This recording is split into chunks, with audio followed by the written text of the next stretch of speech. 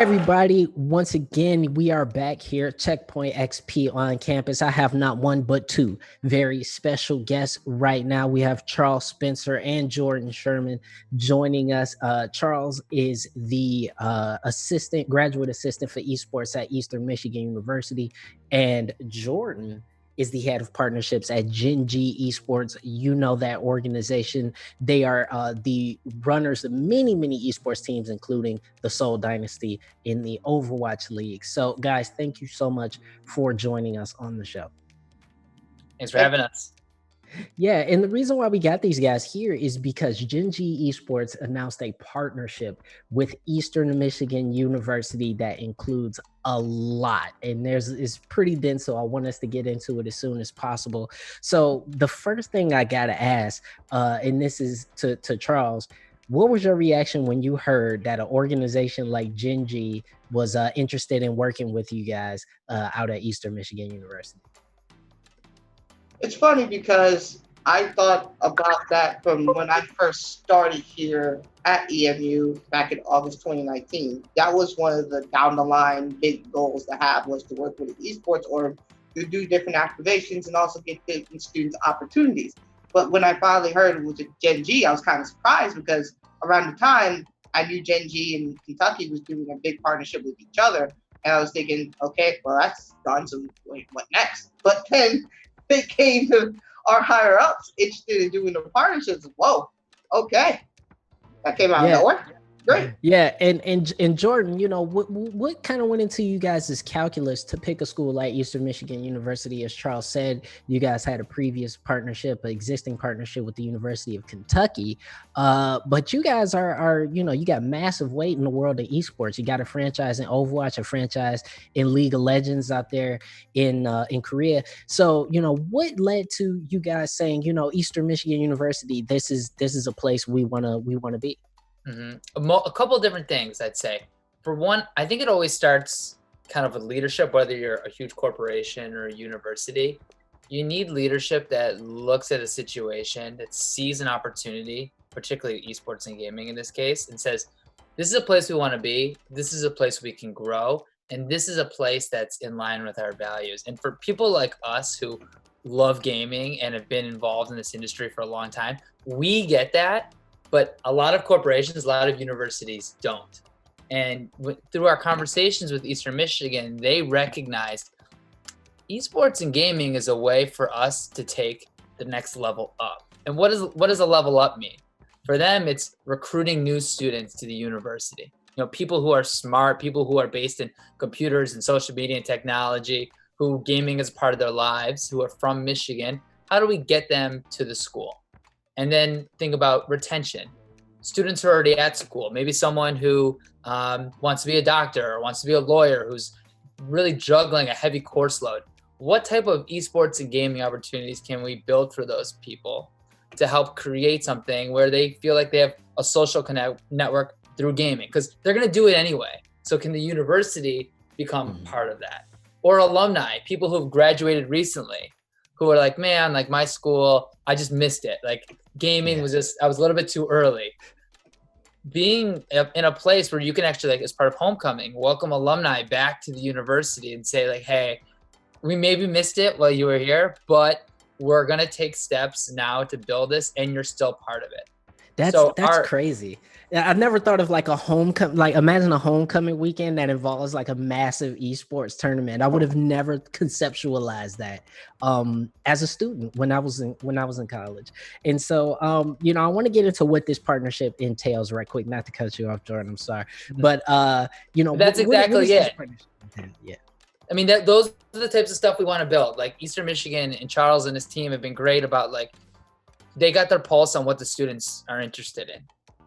And I think what we can help bring is like the infrastructure to help think through ideas. So like another example is like homecoming, I think is a great example. Another example is Eastern Smash community in Michigan and Eastern Michigan is huge. The Smash community, they're always going to keep playing Smash amongst their people. But when we actually went to them and said, hey, would you be interested in helping the university by connecting with high school Smash groups and doing like weekly events to help recruit them? they were like, yeah, they were really excited. So we actually hired interns from the Smash group. So now we have like career development opportunities for them within gaming.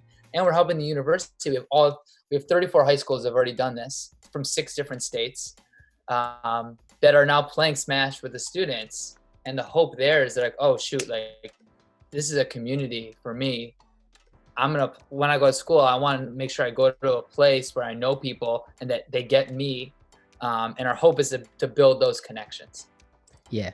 And one other thing I want to ask about here in you guys' announcement about this partnership. Now, this is a partnership that we did cover when you guys announced it originally a couple months ago. But I want to talk a little bit about the Women in Gaming, the Gamer Girls Get It Done program that I find really interesting. You got a session coming up for this. It says next week. So Charles, what is that sort of part of the partnership about, and what do you hope to accomplish with that particular event? For us, I'm hoping that teens and girls from 11 to 17 get a chance to really work together with other women that is a part of the industry, not just pros, but content creators and also executives on a way that you don't usually see. So we have like a 3-day camp going over different parts of the industry where they have networking time where they get really ask a lot of questions about gaming, and then a time where they can play video games together like Fortnite.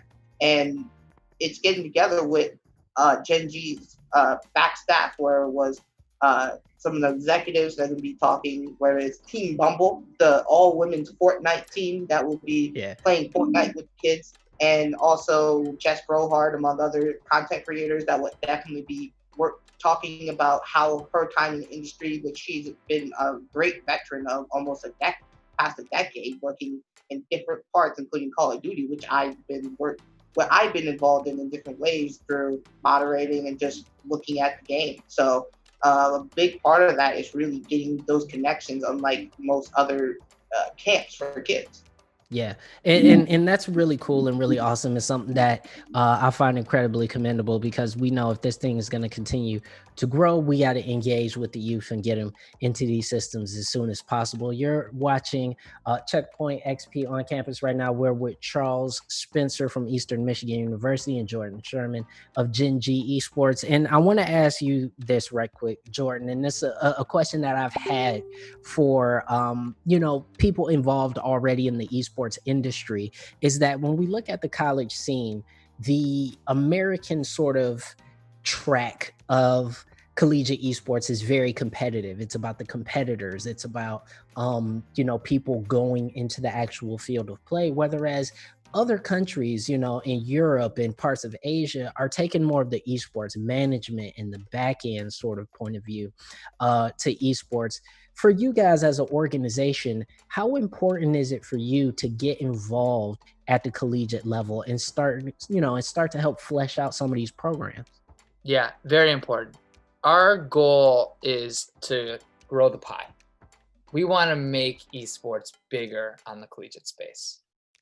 And that means, defining and expanding the esports industry. And then over time, us and our partners, we become recognized as like the leaders in the space. So for example, why is that important? Okay, it's not just about, like, Eastern Michigan has teams that are going to be playing in tournaments, which is excellent. And we're super supportive of them. They finished top 3 in a tournament 2 weeks ago, Wayne State. We're really happy, but that's just the team, right? Like there's so much more infrastructure that happens in this industry. Think about, like, for example, broadcast journalism, like what you do, shoutcasting, production, business, like that. Those are like 4 different verticals around competitive that we're interested in. And then when you get away from competitive, we're more interested in like career development, academics. How can you supplement someone's existing academic experience with an additional esports entrepreneurship opportunity?